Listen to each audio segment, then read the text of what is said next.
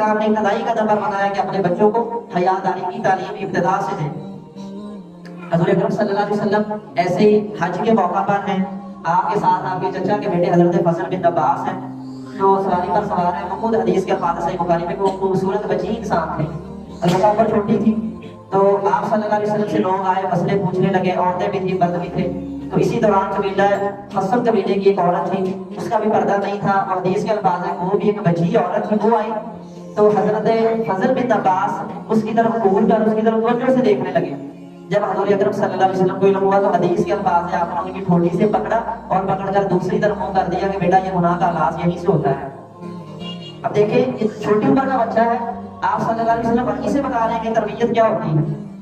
اس لحاظ سے اپنے بچوں کو یہ تلقین کرنا، حیا پر قائم رکھنا، حلال اور حرام رشتوں کا بچانا، محرم اور غیر محرم رشتوں کی تمیز بتانا، ابتدا سے پردے کی تلقین کرنا،